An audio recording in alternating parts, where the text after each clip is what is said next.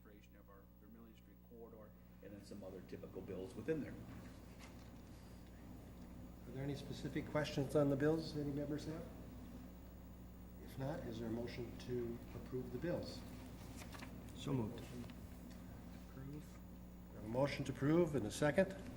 All those in favor signify by saying aye. Aye. Opposed? Okay. The first item in our business, John, a resolution to authorize the 2018 HRA levy. Sure, thank you, Mr. President. We have before us the resolution for the 2018 levy at the amount that we typically ask for, which is 0.185% of taxable market value. What that means in English is that we would yield $356,000 in levy funding for HEDRA operations, which is about $44,000 more than the 2017 levy. At the last meeting, we outlined some of the new initiatives and the budget that is being proposed to City Council. I still believe that some of these initiatives are still on the table and in consideration, including the expansion of the residential rehab program, economic development marketing, and implementation of the Vermillion Corridor Plan. So tonight, the action we have is to authorize the HRA levy. The HRA levy is the mechanism we use through state statutes to fund our economic development and housing redevelopment business here at HEDRA. So I can stand for any questions. There seems to be a decrease in the administrative costs. Mhm. If you could explain some of that, and just the additional money seemed to be for lending purposes. Another $40,000, I believe, was going to be added to the budget. If you could just delineate Sure. where that was coming from. Yeah, with the extra 40,000 delineation on the rehab program, we would be taking that more from the fund balance that we have established. So that wouldn't be from the general revenues that we've seen.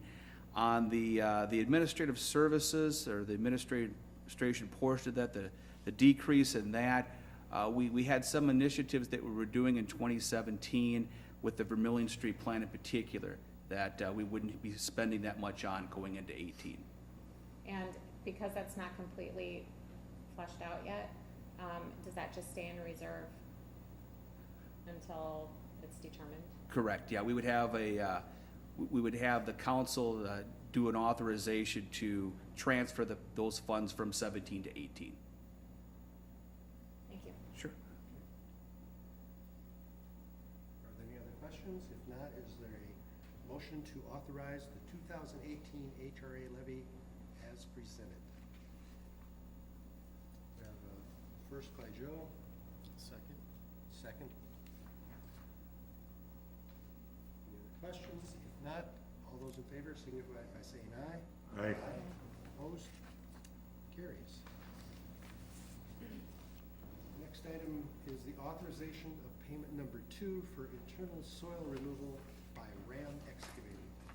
Right. I distributed at the Diaz tonight the details of the payment number 2 that we had. We were working through some details with the contractor to come up with the total for payment, which the revised $44,344 request is representative of that. So with this project, this is again for the interior soil removal at Hudson, the areas of the crawl space themselves. Contract amount was about $230,000. We've expended about $188,000 to date on that one. We expect some other charges to come back at the next meeting. So what we're looking for tonight is authorization to make that payment. Thank you. Just a question for me, John. Retainage. What do we retain in case there's an issue that is not to our satisfaction? I think typically we retain about 5%.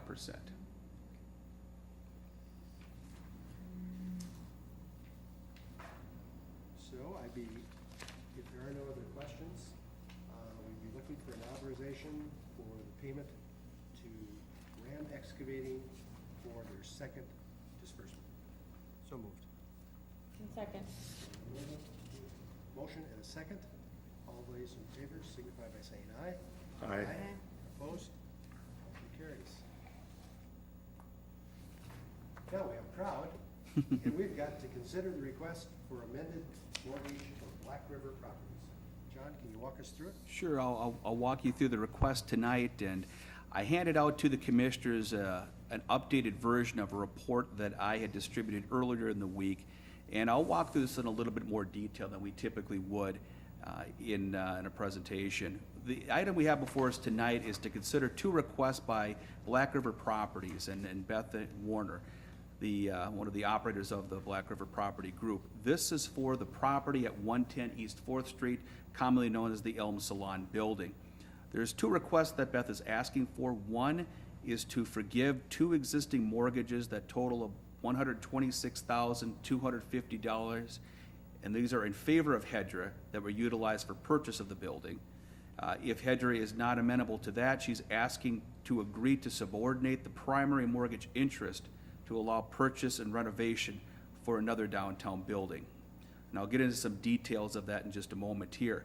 Going through some history of the property itself, you may recall that the Elm Salon property at 110 East 4th Street was in quite the deplorable condition about 10 or more years ago. It was a property that we had purchased in 2003 in combination with the triplex that Carlson Capital is at right now for about $385,000. It appears when we purchased that property, the amount of the purchase price that went towards the Elm Salon building may have been $63,000. And those properties were in terrible condition, and we were looking for someone to go through and renovate the properties. In 2006, we did sell the property to Black River, and they did an extensive renovation work on the building after acquisition of it. The HRA at the time approved two loans that were secured by mortgages to execute the transaction. The first one was a $94,000 loan. That was for purchase of the building. And then a $32,250 loan to reduce the mortgage interest on a $250,000 private renovation loan. So $94,000 to purchase the property and a check for $32,250 that the HRA wrote to reduce the mortgage on the renovation loan. So that took place, and with the dissolution of the HRA in 2009, HEDRA became the interest party for those mortgages. So when we look at the forgiveness of the existing loans, I look back at some of the background material from the HRA decision in 2006. I don't believe they were part of the original HRA action to forgive those loans. They were both deferred until sale of the property, and both those loans had no payments due until that time. So no payments, no interest accruing, payments due upon sale of the property. And looking at the value of the property right now, there was a $250,000 renovation loan that was originally issued that I believe has been paid off and so the only interest in the Elm Salon property at present would be our mortgage on the property itself. Dakota County has estimated the market value for the property at about $195,000. There was an appraisal of the property that put the value at $280,000. For the request that's being asked tonight to forgive the entirety of the loans, we are not recommending approval of that. When we take a look at forgiveness of loans, or we take a look at providing assistance for properties, we're really looking at that at the front end as an incentive or as a reason why a project cannot take place. In doing so after the fact would present a poor precedent, we believe, in how we would consider these types of requests in the future, and there may be others that come forward asking for similar actions. So we've been focusing on the subordination of mortgage interest question. When we're talking about subordination of mortgage interest, what that means is we are at present the primary lien holder or the only lien holder on the Elm Salon property. What the bank is asking it to do is asking for us to subordinate or to take a lower position on that loan, which means that if there was a default in the property, then the bank would be paid first, and then we would be paid back with any proceeds that would be left over at that time. The reason for the subordination request is the owners of Elm Salon are looking to purchase another building within the downtown area, and as part of the mortgage package and the loan package for the purchase and renovation of that building, the bank is requesting for us to subordinate the mortgage on that property. What the bank is looking to do is to take a mortgage out on that property for a value of about $210,000. Bear in mind that the appraised valuation of the property is about $280,000 of that. So if the appraisal is correct on that one, and if something was to occur, merchants would take the first $210,000 of that, and any leftover proceeds would be paid back to HEDRA. So that is the request that they're asking for us to consider on that one. Within the packet itself, I laid out some of the financials here on the existing mortgage subordination and our investment within the building itself. Again, we purchased the property, I believe, for about $63,000. We had a loan on the property for $95,000, and also another loan for $32,250. There is a difference between what I believe we paid for the property and what the mortgage was to Black River for purchase of the property, a difference of about $31,000. Questions have been asked as to why that existed in that fashion, and I do not have the details of that. I looked through some of the files further today and was not be able to ascertain the difference between there. But we have in cash within that building right now approximately $100,000 between our purchase of it and the check that we wrote to on the mortgage interest reduction for the property. I also included some new details on the property itself they wish to purchase, the mortgage amount that's listed within there, and some of the renovation costs within your packet, and some valuation details of it. We've reviewed the subordination request. Black River has shared some of the financial information with our finance manager as well, so that she can provide some research and opinion on this. But I'll go through a little bit of the analysis that we've put forward on the subordination request. So upon subordination, the appraised value of the Elm Salon building would not support the full recapture of HRA HEDRA investment if there's a default. Again, the primary lien holder, merchants, would be repaid the first $210,000. So if the appraisal is correct, we would only take $70,000 from that. The valuation could be higher, it could be lower, but it does not appear we would be able to recapture the full amount upon any default of the property. The subordination of the loan interest may establish a precedent for other outstanding HEDRA loans. We'd have to differentiate why we're doing it here and not in other places. And agreeing to the subordination request on the Elm Salon property places us with additional risk of default on the salon property and also potential default on the new downtown building.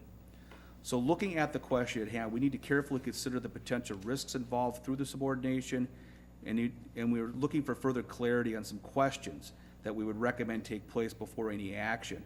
And we were looking at getting more financial information essentially on that one. We've had a term sheet shared with us with the bank. We have not been able to dig deeply into some of the other things that we would typically do in looking at a loan or a mortgage on a property.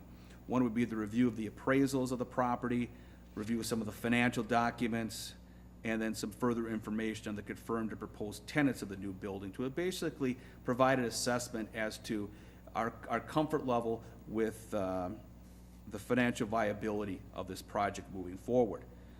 So I've also laid out a few options on there to consider on this property. One would be to begin payment of the existing mortgage, one or both of them, on the Black River property. Right now, the mortgage has been deferred until sale of the property. In exchange for agreeing to the subordination request, HEDRA could require the enactment of a full or partial payment plan to help retire those existing mortgages. So that may be an option for consideration. Another one would be to issue an economic development revolving loan directly to the new building they're looking to acquire. That would leave out any interest within the Elm Salon property itself. I've spoken with merchants on that one. It's unclear. Right now, the way that the loan's been structured, it's been approved pursuant to the subordination request. In talking to them as to how much may be needed or what the reaction would be to a HEDRA loan as opposed to subordination, they would need to go back to the loan committee, and it's unclear as to what amount the loan committee would look for or how favorably they look on that change itself. So that is something of an unknown at this point. I've also detailed some of the past HEDRA HRA actions that we have provided to facilitate downtown development. We have done things in the past to reduce the sale price of a building. We've sold buildings in the downtown for $1 in cases where there's removal of blight, facilitation of redevelopment, or to spur new development on long vacant property. The key point in that is the specific needs are identified prior to the beginning of the project, and HEDRA has not provided that type of financial assistance after a project has been completed. We've also reduced the loan payment amount in a couple of situations. Probably the most recent was with the Guardian Angels property in 2014. You may recall that we issued a note on the property that accrued interest with a payment at a later date. The estimated loan balance was at $244,000. We reduced that down about $100,000 to $160,000. The key point on that one is we were able to recoup at least our principal, which was $150,000 within the property. So we forego, the interest that we would have accrued within the property, we gave that up, but we got the principal back and a little bit of interest on top of that one. We've also modified repayment terms on properties as well. With the Hastings Arts Center, we modified our typical 10-year repayment term for that. The bank was requesting that no payments be required within the first 5 years of the project. We adhered to that one, and so we deferred payments for the first 5 and extended the term from 10 to 15 years. In the past, under the HRA, we've done a couple of other things that we have not done with HEDRA here. One is the forgiveness of loans. There's been some properties within the downtown area that we have provided a forgiveness of the full amount of the loan. I think a lot of these occurred with the requirement that they stay in business for a period of time. We have not done that since HEDRA has been established. And we've also had some deferral of payments until sale. The Black River loan being one of them, where we would not collect any payments or any interest that would accrue. Instead, we would defer any payment back on a loan until full sale of the property. So before you tonight, we do have the request from Black River Properties and from Beth Warner to forgive the existing loans and to consider subordination of the Black River interest to acquire a new property in the downtown area. Beth and some of the other representatives in Black River Property are present here tonight if you have any questions for them, and I can stand for any questions as well. Thank you.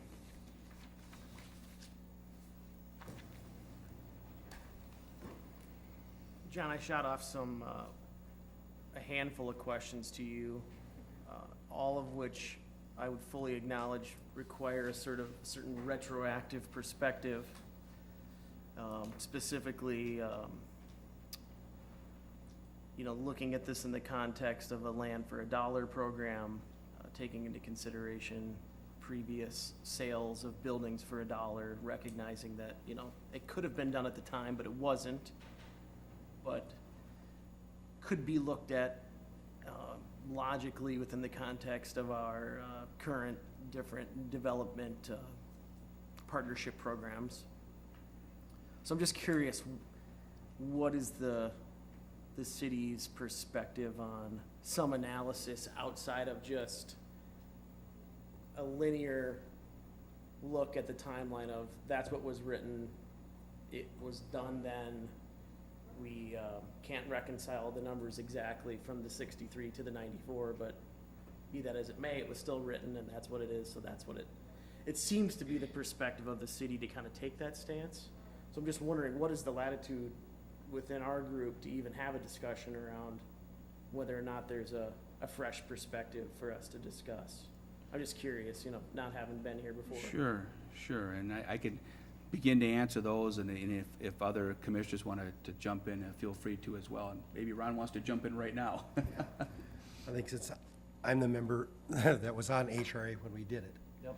And I think the perspective is that building, the building that was next to it needed to be torn down. Mm-hmm. And I think the purchase of the building and the elm was one baggage, and the tear down was the goal of the purchase. The redevelopment and the assistance that was given to the Elm to Black River to make that happen by deferring all of the payments until the sale was like equity put into it on behalf of the city for a renovated building, which has turned out wonderful, and for an equity growth, in this case, has turned to a $280,000 estimated value on that. So our deferring our equity until whatever time that building was sold was a good investment for the HRA at that time to renovate that building. It worked.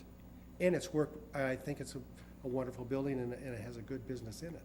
So what we're looking at tonight, from my perspective, from HRA, are we willing to subordinate that debt that was, they're not going to sell that building, but they'd like to be able to use the equity that's in that building, which a portion of is the HRA's, to purchase a second building. And I think the thing we have to think about is, if they were going to do this and purchase something in Cottage Grove, we probably wouldn't do it. But they're gonna purchase another building, or have given all the indications they're gonna build another building in Hastings and renovate that in $240,000, $254,000 improvement on a $275,000. That's a great investment in our community. So our initial investment has not only helped them be able to pay off that building, whatever debt they had on it, now be able to take a second building. I think for us to subordinate that is probably a good long-term decision, and that was our original intent, was to spur redevelopment happening. And so I'm willing to go with that, based on my former HR experience. That's HRA. Okay. Does that, okay. And Martha? given the availability of retail space downtown, in conjunction with that, and that was my concern too, the value of having a viable and sustained business and kind of renewing that with another purchase would be bringing additional, Value? certainly value, and just a presence in the community. And I don't know that that can be completely established as far as the value, but it's something that we need to consider, I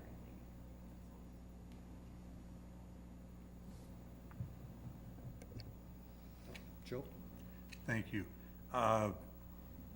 Do we know how much property tax has been paid on the Elm, on the 110 4th Street property since the renovation?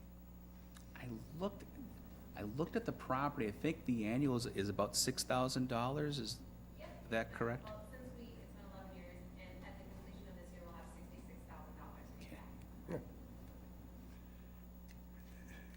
Because I think that has to enter into the equation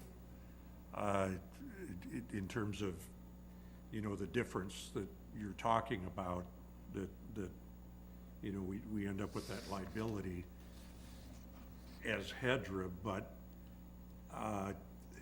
in terms of the city, and why did we give it for $1, and why did we want, Beth and Black River property to renovate and improve? The whole idea is to improve our tax base, and we certainly have done that.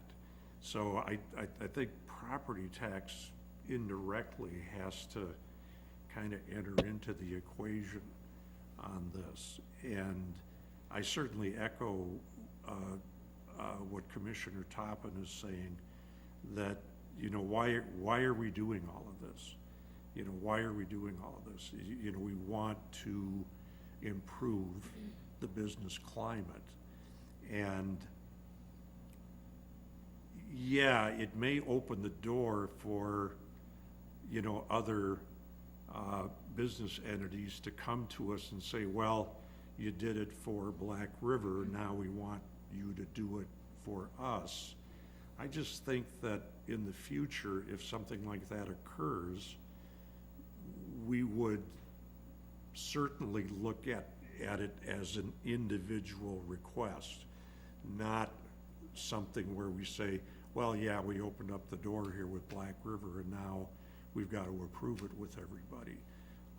I'm not sure what the legal ramifications would be, you know, if a business came and said, well, you didn't approve us, but you did approve it for, you know, for this other business. Now we're gonna sue. I don't know if they can do that or not. I don't know, I don't see any liability on the part of the commission if we approve this. You know, and again, other businesses may come, but we'll have to look at each one, gauge each one individually. And I think we're certainly capable of doing that. Okay, thank you. Can I just echo one piece of that real quick, not to interrupt, but what are there existing loans that would, I mean, are there is there a body of loans that exist similar to theirs? No. Or are there none? Well, I mean, we have, Theoretical risk. from a purchase standpoint, I don't really think there is. From a renovation standpoint, there would be. In some of the renovation loans that we have out there for commercial and residential rehab, that we have our standard program in which we have 10 years interest to payment free for the first year, and then payments due at that point. But no mortgages though specifically? Mortgages, no, I'm not really, No. not aware of anything out there that would be like this, no. Okay, thank you. Not apples and oranges, Right. there's a lot of different. That's what I'm driving at, I'm just trying to figure out if, within the context of somebody else that's gonna lump these together, in my mind, a mortgage is different than a rehabilitation loan, considerably different, and so I don't know that we would get hung up on that necessarily, with them being as different as they are, because that was done within HEDRA, and within the context of HEDRA today, this is a former entity that transferred to HEDRA, so it seems like you can make a decision independent of future impact, because there aren't any other mortgages to be said.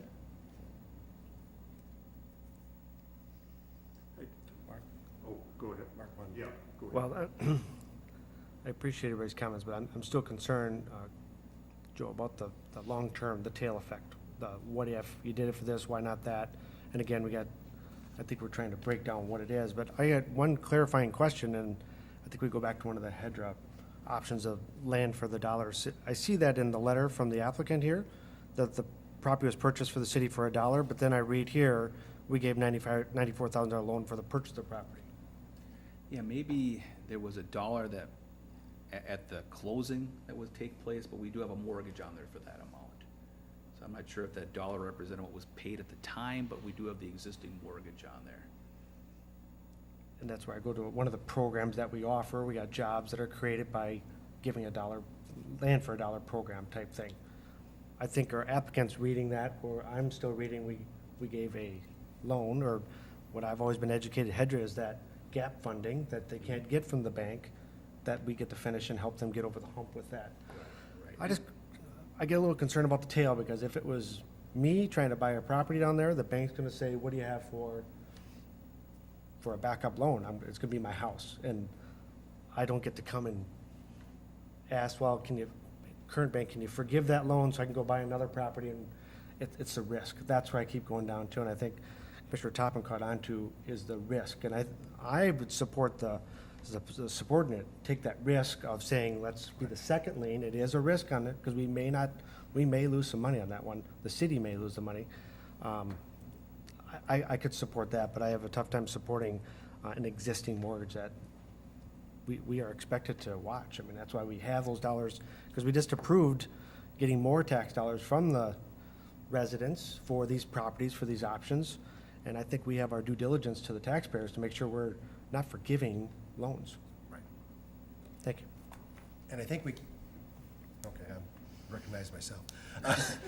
As a former banker, the loan is given to the individual and it's supported by a mortgage. And if we say in the loan documentation, no payment is necessary until you sell that building, that's your loan. The mortgage simply is put on the property to support that loan that isn't gonna be paid until you sell the building. So the mortgage, all it does is support the loan. So the mortgage isn't It's just a document that's registered at county. And so the money that was given, the 126,000 or something like that, that was for the initial start on making the building what it is today. And we're saying we're gonna defer any payments on that until such time as you sell that property. And we're just continuing that. We're continuing the same original agreement we had with Black River Properties. We're just saying, we'll defer it. Now it's deferred over the two properties, but we're deferring it until you sell that property at some date in the future. So we're just continuing it. That's going on. And I think it achieved what the goal was to have a viable building there, and now it's helping a second building. So here's here's where I'm challenged to agree with that it achieved for them and the city both a mutual benefit. And here's the numbers that I find perplexing, is you've got a property that's appraised at $280,000, that has a cash outlay of, by that account, a $250,000 construction loan. That's on the second building, not this one. No. Oh, the one that was paid off? So one of the pieces of the city's investment was a $32,000, $250 point reduction loan of hard cash, right? That was a Correct. check written.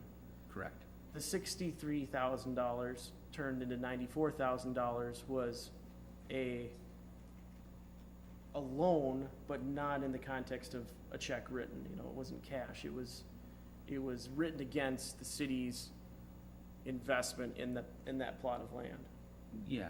Okay, so you take the 200, this is what I put in the email, and that's why I wanted to get some numbers on papers so you could see them, was that, and I should have made a copy of it, but you've got a $250,000 financial investment on their part, plus whatever else they've put into the building, which we're unaware of. We could ask. You've got, and then you start rolling up 94 and 32,250, and you find that property then, under those circumstances, to be grossly underwater. In the context of it's highly they're grossly overinvested in a property. And I can't figure out, from a city's perspective as a charter, in my mind, we exist in order to spur development, to partner with people, to help them find solutions to problem properties, deplorable properties that sat deplorably for, a decade or more, came into the hands of the city, continued to sit in deplorable condition for, I think it was 3 years. And then you've got somebody willing to take the risk to turn it from condemnable into that. You can see right out the window, ironically. And so I find myself really challenged to think, how is that a partnership? How is that not just HEDRA the bank? We'll give you money, and come hell or high water, we're getting our money back. And we don't care, what the circumstances are within the context of anything else. In a way, that's how I see this type of action. The flip side of that then is you have the potential to continue in partnership through a reasonable action that actually, even having done so, still puts them underwater in that building. But what I mean by that is you've got a forgiveness of the mortgage, and you've still got somebody that's invested $250,000 cash that they've repaid through that loan, plus whatever else, which I assume to be approaching $30,000. Maybe it's not. But I'm just saying, within the context, you got an original construction loan of $250,000, you've got additional investments of whatever else they put into it, and I just don't see that as a good, I don't see that as encouraging development. That's the part that I really struggle with. And so, and maybe that's not ours to struggle with. It's like correcting something that happened 11 years ago. So you're struggling with an issue that happened 11 years ago, that we shouldn't have done that loan. That's what you're saying. Because the 32,000 was needed to make that project start. And what you're saying is we shouldn't have done it 11 years ago, though they've had good success. Well, no, I think more, maybe I am, Ron, I don't know. That's what I hear. But as a, to place a mortgage on the property, to loan them, which is paper dollars, because the city had purchased that property, right? I mean, We that- did. So, the city didn't purchase it on their behalf. The city had taken it in as blighted property in order, with the hope that you could find somebody to partner with to do something with it, right? Right, yeah, we purchased the property. We had this property and then one on the corner where Carlson Capital was. We paid $385,000 for the combined properties there.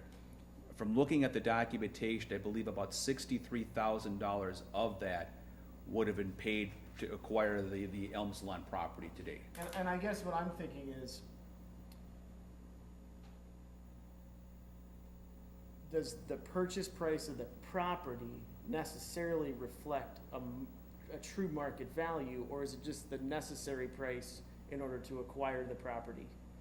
In that case, I would guess, if you've got a property that's described as deplorable, you have a near $0 property if it's been sitting there for that long, to the point where the city has just reached a point of exasperation and is now making a decision to take it in order to help to try to facilitate some development. I look at that and say that's an indication of a near zero value property, a property with more liability than potential return on investment.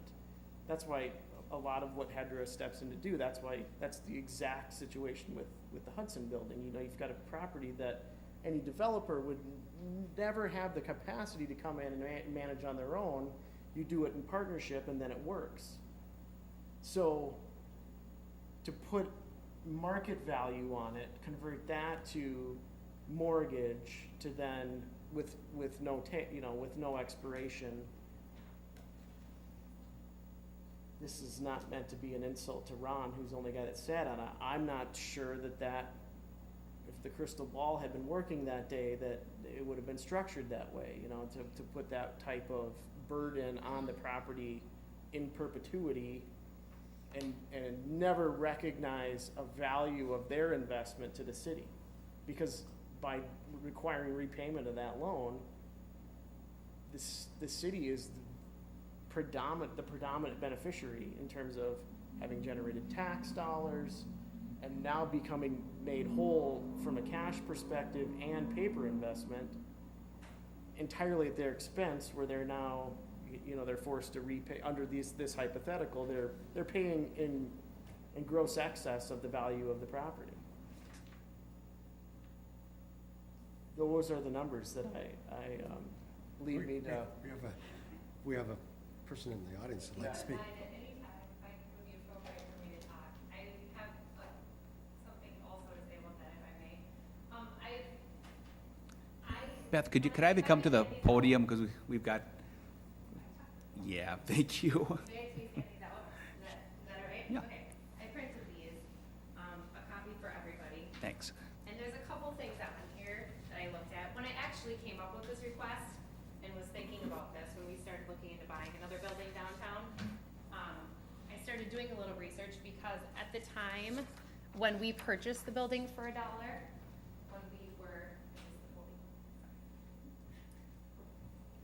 at the time when we purchased the building for $1, we were told at our closing, with a handshake from John Grossman, who is no longer with us in the city anymore, that if ever we needed to put a loan, Black River Properties took a personal loan so that we could renovate the property.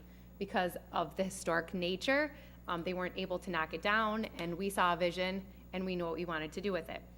So at the time, we were told that if ever it needed to happen, because the loan was ours personally, once we were up and running, that the city would take second or subordinate to a mortgage if we ever needed to put one on that building at the time. It changed and we didn't need to do that. We held the mortgage ourselves and we did not need to have someone do that. But since we've been, and I've known this has been here, and since we've been looking at buying a property downtown, and we started getting through all of our steps of our purchase agreement and meeting with our banker and such, I started realizing that there was not ever a sunset put on our mortgage. And because we were, I believe, so focused on starting a new business, renovating an old building, just John and I were so excited about what was going to happen with this building across the street. It was an oversight. I also believe there's two different parts of it to look at. The 3250 was truly a personal loan that was given to us from the HRA as an interest reduction loan.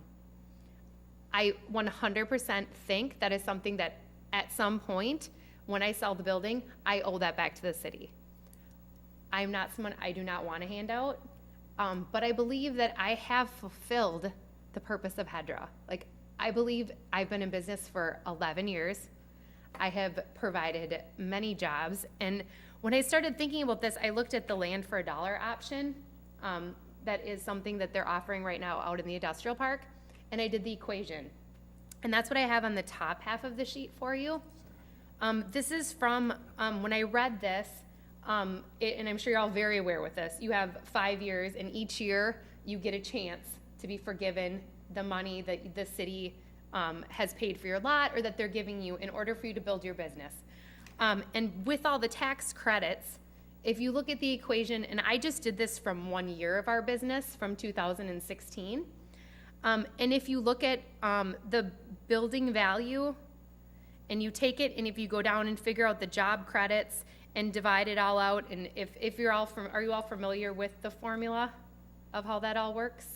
It's very confusing, and I figured it out, but we more than exceed what you've asked of people when you're willing to sell them their spot to build a brand new building out in that area. The thing that is a little different about our business, and that's why you'll see the red next to it, is that we are, half of my business is employees and half of our business is renters.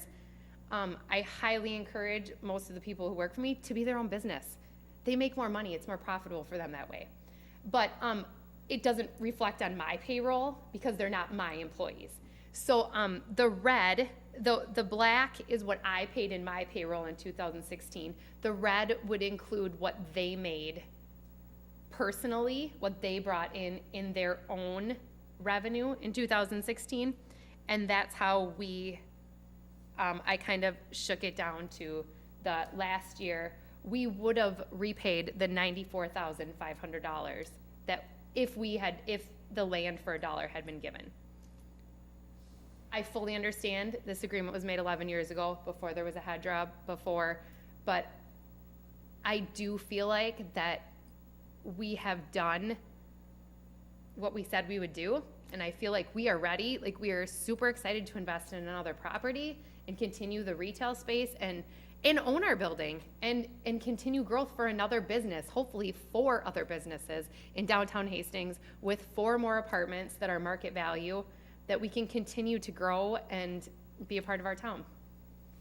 So the other things that I put down there are kind of what Scott mentioned, actually, as I was thinking about this. This is just what we've invested personally, just our very basics, the Black River total, our appraised value, which you'll see, as he said, yes, we are definitely upside down in that.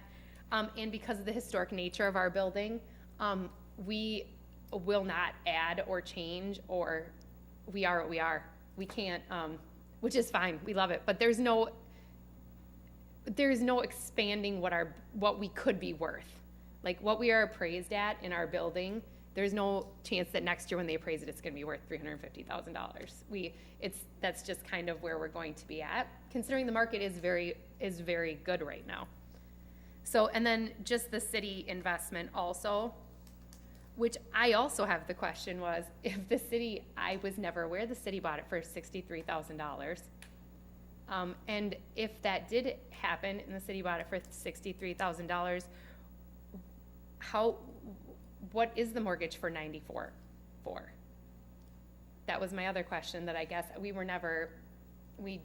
didn't know at the time, or didn't ask actually until I saw it when we looked at the memos for the meeting. So, anyone, those are just my things that I wrote down, and like I said, I'm very clear we didn't buy the land for $1 deal. That was something that was new and newly established. But I feel like that the precedent has been set for people to succeed and to continue to grow in their business. And I would like the committee to at least consider giving us that similar thing and looking at the $94,000 as something totally different than the $32,50.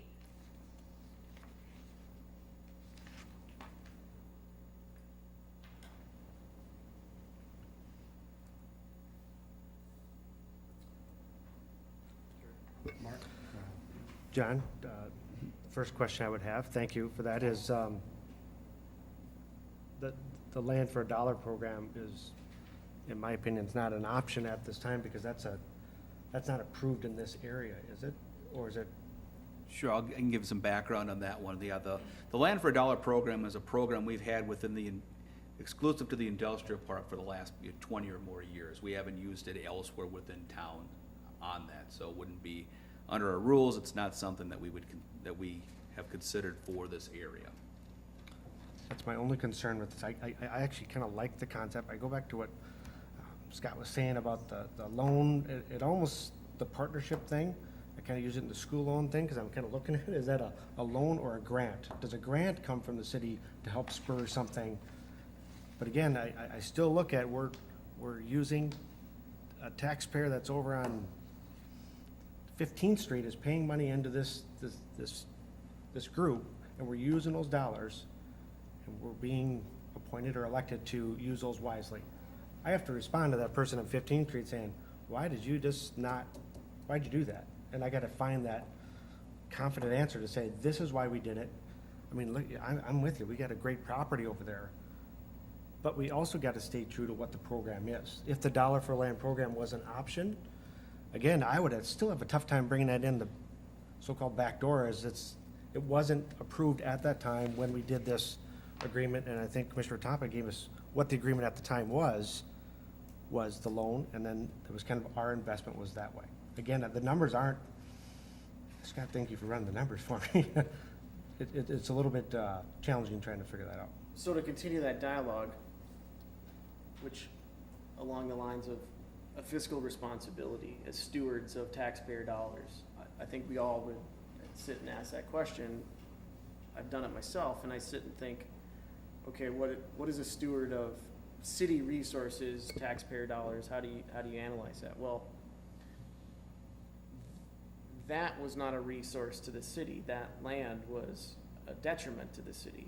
And so the city took it upon itself to steward that land in some unique fashion because it's a unique plot of land. It has a unique structure on it, has a lot of limitations. So everything that we're doing, I look at and I think this exists in a very unique setting. So you have to apply some critical thinking to it in the context of what is a return on investment, what is stewardship of dollars, what does stewardship of resources look like. In this case, you found a willing partner to invest far more of their own personal dollars in the betterment of that particular structure to the benefit of the city within the context of finally getting that property on tax rolls, inevitably increasing value of adjacent lands, because anytime that happens, I don't think most of the time you're gonna see, when you have a blighted property that becomes an exemplary property, you've got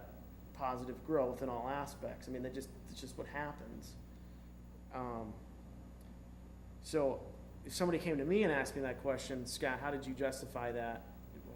You've misused, my taxpayer dollars went to pay for Black River Properties building, and I can back into numbers that say it was a great investment, even in the context of forgiveness of one or both of these loans, for the very reason that we've seen taxes increase in property, a reduction in blight, and all the things that kind of these intangibles I recognize that I will fully acknowledge. But that's why we're here, that's why the group comes together to wrap your heads around some eyesore that has historic value, but frankly has been nothing but a thorn in the side of the cities for, I don't know how long, but a long time, you know, and you have to think outside the box, and you have to think, how do we, what type of investment are we making, you know, and it's not pure numbers. I don't think it's just the pure back into the numbers and say they are what they are no matter what the situation is. So I believe you can answer that question confidently, positively, and say we've been good stewards of resource dollars, of the city's dollars, of taxpayer dollars, even in the context of forgiveness of some or all of this.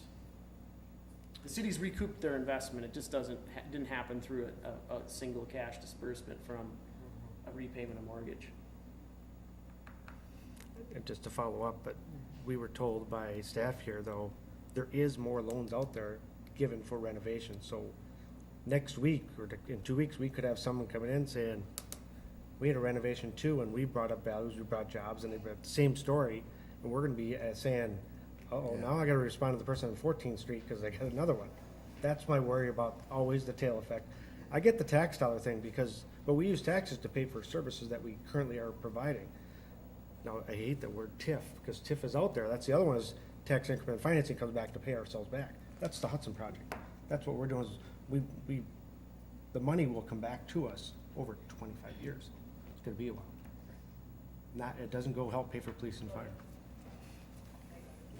Sure. And that's actually why, when you're talking about that, that's actually why, the interest reduction loan is something that I'm not interested in being forgiven, the 32 or the 32.5, because I do believe there's a lot of people who live in historic houses. I'm one of them, who have taken out loans, and I believe that money does come back to the city, and there really is a purpose for that. But the thing that I'm more interested in looking at is the mortgage, is the money that was put on the property when I bought it for $1, that I believe, like you said, we are a very unique case. There's not many of them out there that were left from the HRA that haven't been on HEDRA, that haven't gotten into that. And I believe that's the specifics when you were talking about that. I don't think it's fair and just for taxpayers to have to pay for my interest reduction loan. And after reviewing and looking at that, that is a very fair statement.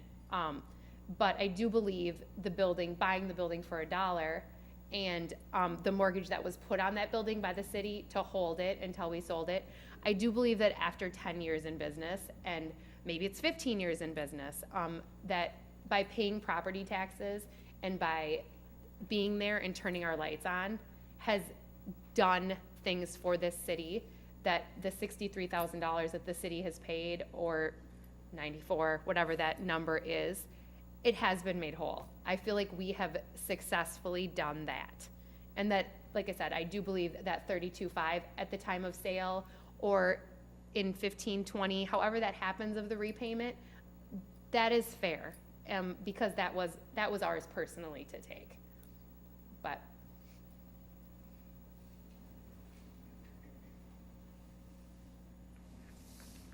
Is this just strictly conversational tonight, or is this? No, we've got, you need an action to move on your next part. All right. We had two options presented to us. One was forgiveness, and one was subordination for the future. I think staff has made the point that if we are opening a major Pandora's box, it's the total forgiveness. Subordination of that for a future date, I think, is the two options we have.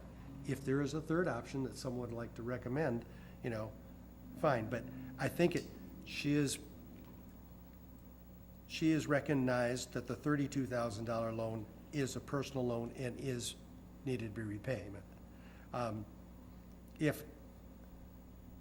If we want to do something and reduce, part of it, fine, but I think we have to say, we have two choices before us right now, and my personal recommendation is subordinate. And we have also, in all those other loans that we do, it's, for the first year is interest-free. Then it's additional payments start on a 10-year basis, and you're repaying at that. We've let 11 years go. There's a cost of money for 11 years too. There's a cost of funds for that. So, I mean, to just wipe it off is, I would not recommend that. Just to clarify, with the option for forgiveness would be strictly a forgiveness of the mortgage, not of both the mortgage and the interest reduction loan, correct? I guess what I'm I'm being. just Sure. weighing through options as we're Sure, trying to what, weigh out what, options. what I think what Beth has clarified tonight is there's two mortgages on the property, the 94,000 and the 32,500. I believe Beth is seeking forgiveness of the 94 only, but not the 32,500. Right, okay. All things considered, I'd make a motion to forgive the 94, the mortgage, require repayment, either on a payment plan or whatever the terms might be of the 32,250, or subordinate to that one. And I say that in light of all conversations, taking into consideration those perspectives, but I still think I think that's a partnership perspective on behalf of HEDRA and a developer.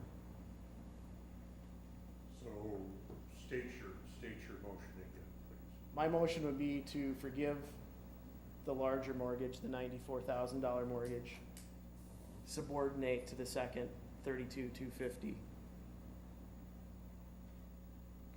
But you also started to say a repayment plan to begin in 5 years, to begin at some point.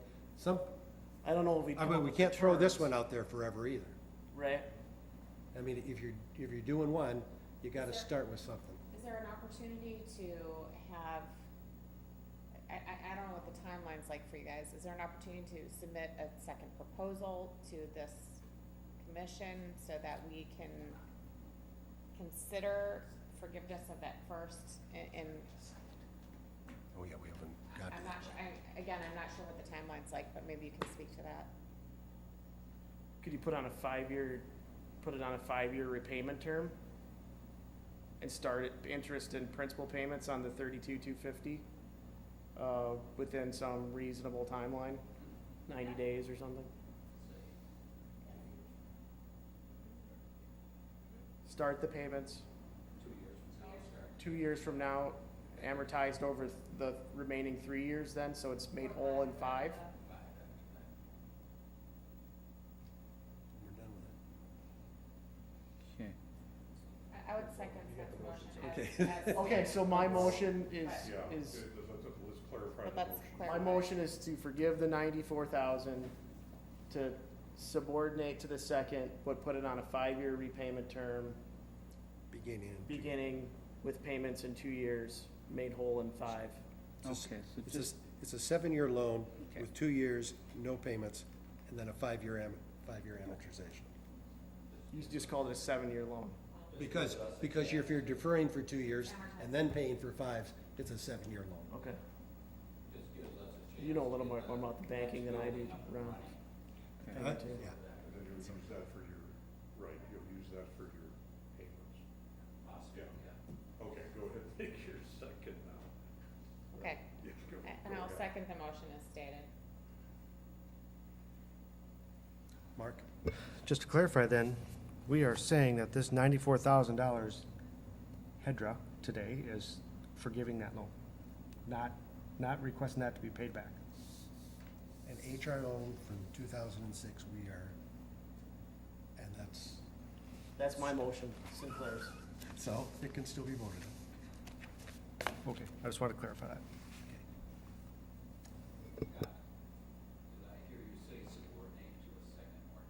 Subordinate to the $32,000 mortgage. Subordinate to a first. I use the term second in the context of you have 2 loans. But, yeah, no, that's a bad terminology, but, yeah. So, any further discussion? Okay, this is the call here. Okay, Joe? Just a point of information. This vote does this go, whatever the decision is of the commission, does it still go to the council then for final approval, or does it, this is it? I believe that this would be the final decision Okay. tonight on this. And the don't- council cannot I override? don't believe the council would have a role in this. Okay, and they can't override this? I don't believe so. Okay, I'm asking because I'm new on the commission, so, all right, thank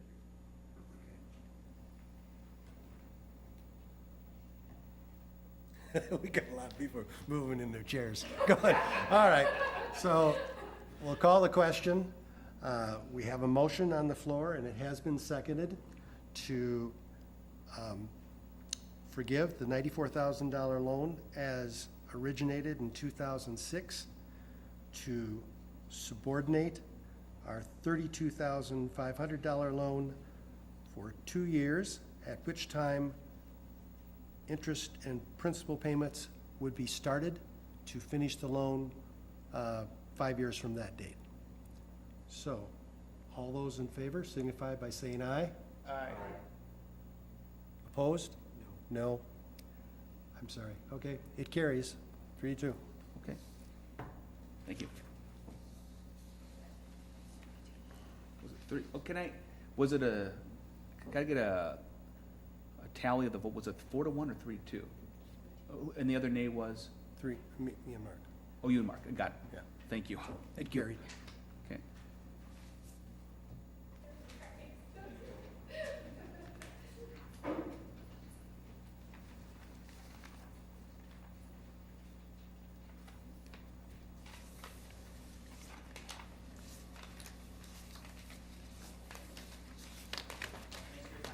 Thank you. Thanks.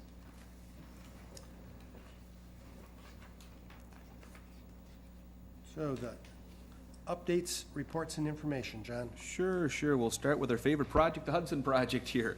What's been going on over the last month there? We have submitted the amendment that we approved for the 2 LCDA grants for the parking ramp and the landscape improvements. We're waiting word back from that. We hope to have that wrapped up in September here.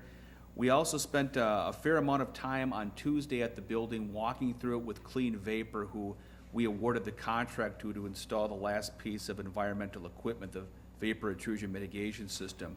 Our hope at this point is to be able to have the contract and defer that construction project until after acquisition of the property by Confluence, and so we're working towards doing that. We're also been working with Confluence on some of the final documentation that we would need to transfer it. That would include an amendment to the plat itself. The plat approval that we had originally had 1 lot. They're looking to divide it into 3 lots between the building and some of the outdoor areas. So that's gonna be coming back forward. And then working with the parking ramp itself on the First National Bank building, we're looking to get a site plan and agreement for that. So we're working diligently on all those items, and we hope to be able to transfer that property in the next month or 2 on that one. And so one of the time factors on that's most critical would be this vapor intrusion mitigation system project, and we're hopeful that could be delayed until after acquisition of the building. If that's the case, we've got a much clearer path towards transfer of it during that couple-month time frame here. Moving on to business retention and expansion, I'll turn it over to Morgan. Thank you. you. You have one question? Before we move on to that, I thought when we got our tour of the building here recently, Confluence had said that they were going to start the park area between the building and Lock and Dam Road this fall. Am I correct in that? I think that was discussed at the time, yeah. So are they still on schedule to start doing that this fall? You know, I'm not certain whether they'll start on that yet or not. I know with one of the triggering mechanisms behind that was the LCDA grant from Metropolitan Council, and so within the amendment, we've asked for a later start date on that. later being defined as just later, or are we seeing, when you say later, was there a date? On that one, sure. They had a completion date on that, they had a start date on that one that would be started by the end of 2017. And I think what we had put in there was by the spring of 18 on there. We were uncertain whether they would be able to start the exterior portions of the project yet this year. So we wanted to, the way that we structured that amendment is we wanted to be a little bit more generous at the time than we would have thought. Okay, and then the parking ramp itself, what's the projection on when that's going to start? On that one, it's possible this year, I imagine. That may be a stretch. What we'd like to be able to do, what we need to be able to do prior to transfer of the building is to have an agreement, a use agreement for that parking ramp, for the use of the grant funds and any maintenance that the city would involve themselves in. So we've started putting that together and discussing that with Confluence. One of the things that we've desired is that it would be easier for us to have the actual site plan of that parking ramp, that approval, and then work on the agreement of it at one time. So we're hopeful that they'll be able to submit the plans for site plan approval on that within the next week or so. And then we can move those forward to planning commission and council along with the use agreement. What, the site plan that we saw recently, is that the site plan you're referring to then, or has that been adjusted, amended, redone? For the parking ramp, we're looking for some adjustments to that, so I'm waiting to see what that comes back as. We being the city? Correct. Okay, so you're asking Confluence to kind of take a look at it again and tweak Right. it right. a little bit more, all right? And then the actual construction time, Confluence had mentioned at the tour next spring. Is that still what they're talking about? I believe they had said March I believe of so. 18. I believe that's correct, yes. All right. Okay, thank you. Sure. Any further Hudson questions? Okay. All right, thank you. So we just wanted to provide an update on our business retention and expansion visits in more of a visual form. So if you look through the attached data sheet, it kind of shows you the responses that I've been receiving from the businesses that I've visited. This report is based on 11 surveys. So I've had full BRE surveys done with 11 businesses so far. Some of the key points that I guess I've noticed, the status of company sales for 91% of our companies have increased over the last year, so that's great for our businesses. Their expectations of changes in the number of jobs, so 73% of our businesses are also expecting to increase the number of jobs here in Hastings. And then a large number of our businesses are also, 81% are looking to invest within 2 years in their businesses and their sites here in Hastings. You know, like I've probably said before, one of the biggest challenges that businesses here in Hastings and in the metro, in the state, and in the country is workforce, is trying to find those skilled workers. A few of the businesses that I have talked to specifically said that their rate of growth is directly dependent on the number of workers that they can find to continue to expand. So that's, you know, one of our priorities is to try and partner with our regional partners, our state partners, our chamber, and our colleges to try and fix that gap that everyone's experiencing right now. So. Jared, Mark, real quick question on Morgan. Did they say what type of worker they're looking for? Are they looking for a high school graduate, a tech college degree graduate, or did they give us any input on what kind of worker? So on page 2, it says what types of jobs they're hiring, and that's just, you know, they didn't say whether it requires a certain degree. Some of them do. A lot of them have to do on-the-job training themselves, which they're okay doing, but it's still finding a worker that has the ability to go through that on-the-job training. Some of our businesses have partnered with our local high schools, and that seems to be working really well for them. So figuring out how that relationship works and how we can maybe expand that relationship to other businesses here in Hastings. Just very briefly, Go ahead. if you just touch on this as quickly as you would like, what is the connection with the Chamber of Commerce and sort of marketing this idea, and what is the role that they could play in assisting with maybe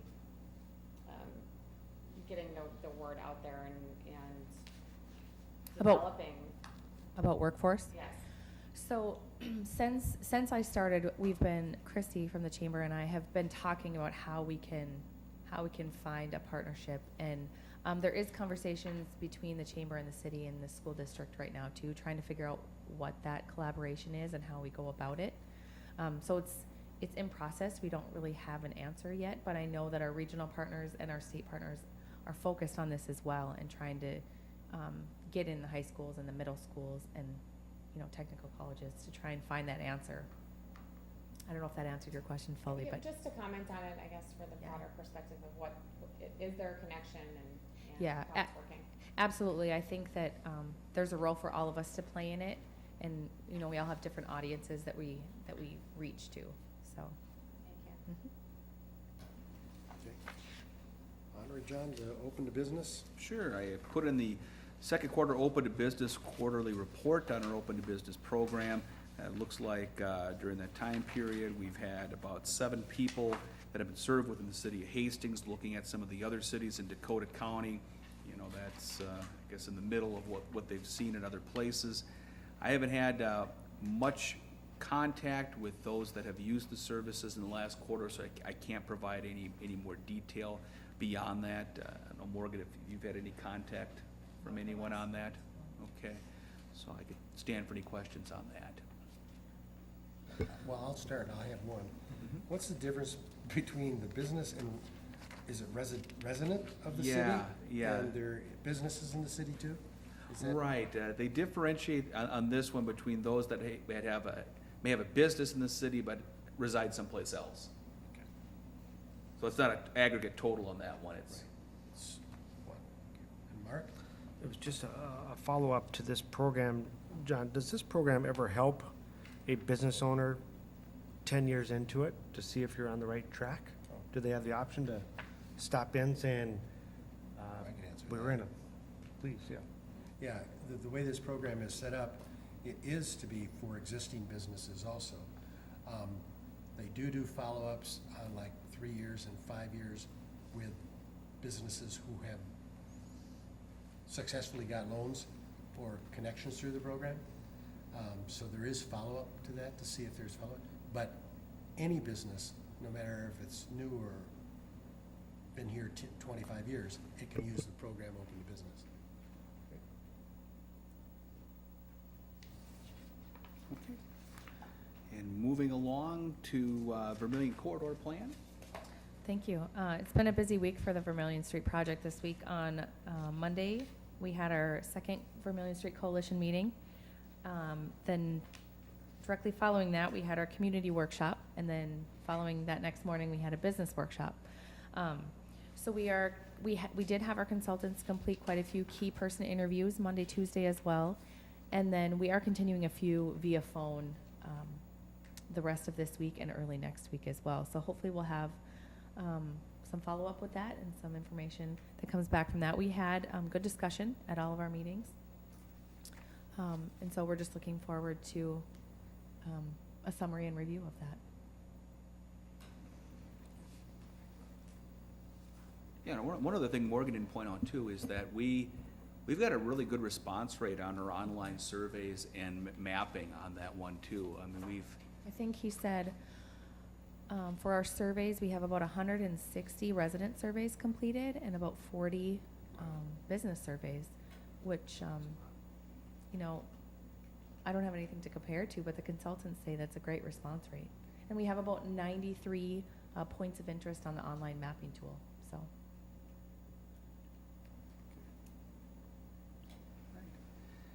and then moving, Just a question, are you still accepting surveys then? Absolutely. So for the next few months, it's still open.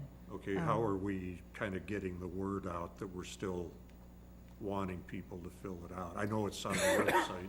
Right. It's on the city website, but It is. We've been pushing it out via social media too. I've been passing out cards that have the website on them. I've dropped some off at some businesses around town as well, just to kind of keep it moving. We're also looking at other places of interest around the city to kind of post some updates and some posters, just to let people know that it's still going on. And good. All right. Moving on to commercial real estate, I provided an update from CB Richard Ellis. They've had about five contacts over the last month on that. I haven't heard anything further as far as properties of interest or anything leading to anything further than that. can I comment quick on? Sure. So just yesterday and today, kind of going on the commercial real estate, I was part of the Minnesota Deed FAM tour.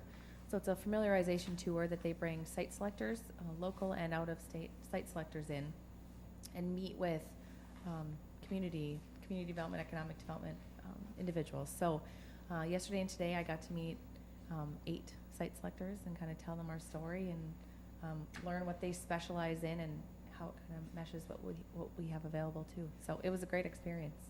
One of the cool things too that Morgan and Lee have put together is some good handouts that we have here. I'll pass these around so that we can give these things out here to the different developers that are interested, information on Hastings, information on the programs that we have here. So they've done a great job at getting the word out, putting together some good literature and stuff that we can use to get the word out that Hastings is a good place to be. Is this online too? It is online. It is on our website, and we are going to put together a PDF version of exactly that, so we can send that out easily too as one. This is nice. Did we put in I can't remember the darn company. What's the company that's Amazon? 55,000 jobs? Oh, for Amazon? That was, Yeah, Amazon, that was it, yeah. We can plow up the cornfields and get them out, or we got plenty of room for We them. don't have any light rail. Ah, They want light rail. oh, they want light rail. Okay, another project. Another project. skis.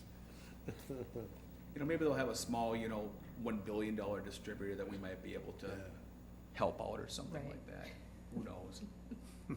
it's been the hot topic the last few days. Yeah. On the commercial vacancy side, we really haven't seen any changes across the city. What we have seen is projects coming in for the fall.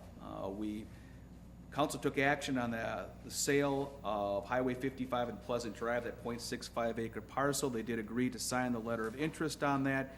So McShane Development is working on the details, their due diligence, and then putting together a purchase agreement. So we hope to see that information shortly. That again would be for the 3,500 square foot medical office building on the site there.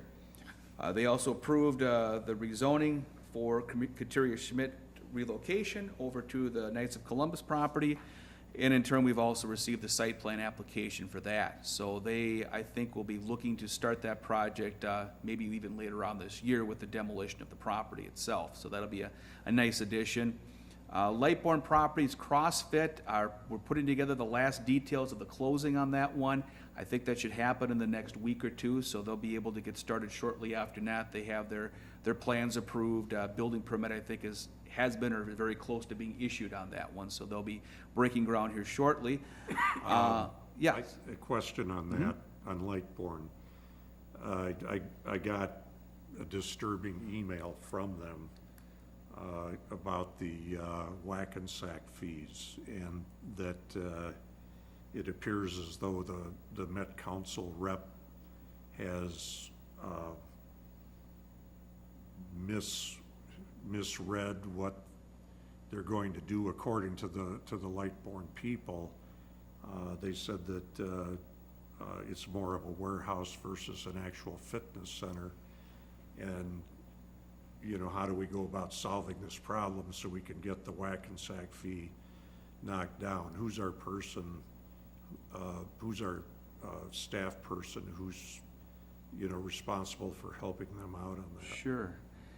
Tom Bakken, our building official, works most closely with Met Council on these determinations. Ultimately, Met Council has the final say on how they make the determination. They've got a large book, and they have about every use you can imagine segmented out of that. And I would imagine that they looked at this and saw fitness center and applied the formula as is. The argument that CrossFit brings forward on how their operation differs from a typical fitness facility, you know, we'll try to attempt to make the argument on their behalf to Met Council, but obviously it's gonna be their final decision in making the determination of how many units that this would be charged. Okay, because it was, you know, kind of gloom and doom on the part of Lightborn. They said if we can't get this resolved, we're not sure if we can, you know, do the project.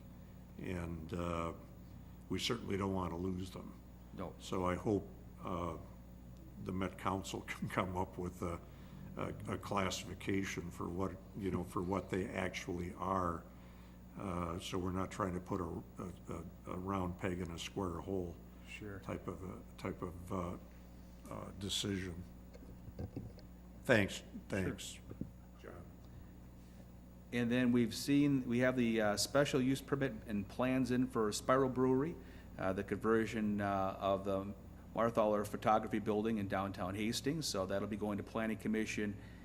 It went to Planning Commission on the 11th, go to City Council on the 18th. So they're going to be starting work in there very shortly and to get that building converted. We're also having a couple of an ordinance amendment for downtown parking down there. We have a provision right now that anytime a restaurant or bar comes in, there's a higher demand for parking generated from them, they have to provide it. In downtown, that's virtually impossible. So we're providing a mechanism that would allow that. And so that's moving its way through council as well. We also had an action that went before, going before council on Monday. We've got about a 22-acre piece just north of the Hastings Industrial Park that we're looking to rezone from public institution to industrial park. The purpose behind that is under our shovel-ready certification program, there's been a strong desire for sites of 50 acres contiguous. And we want to be able to create a 50-acre contiguous site. So that's what this would be doing. We would not be doing anything other than the redesignation that's necessary for the certification program. Utilities are up to the site. There wouldn't be any future extensions that would be happening with this until a project came forward. But it would provide us the mechanism to compete. And as Morgan was sharing with me earlier tonight with her visits with the site selectors, it appears that just having the box of, is this a shovel-ready project, is a box they're looking to check. And if cities aren't shovel-ready certified, it might be something we lose out on very, very early in the project. So we want to make sure that we're in the competition for that. Just a comment about that, or kind of a question, I guess, in terms of the comprehensive plan for the city that we're starting to work on. Is staff looking at maybe doing some annexation of some 50-acre sites, 25-acre sites, so forth, so we could, again, have another box that could be checked off? Sure. Within the existing comprehensive plan, we had designated some land down near Jacob Avenue and County Road 46 for a future industrial park. During the last 10 years, we really didn't do much more than designate the property. That's something we'll review again with the comprehensive plan committee and ultimately with the plan. There's always been a desire to have a secondary location for an industrial park. We want to make sure we have that capacity in the future. One of the things that's changed just a little bit in the last year or so is the desirability that's been shown in our existing industrial park. When we've brought people up there, they've been very excited about it. And we're hoping that the further exposure we have through shovel ready will develop remaining portions of that, and will be so successful we need more, as opposed to, well, let's get another industrial park over here because this one hasn't been doing as well with the land sales. Okay, thank you. And I think that's all I had for updates. The end of it. Do I have an motion to adjourn? Second. We have a motion. Second. All those in favor, say aye. Aye. Thank you.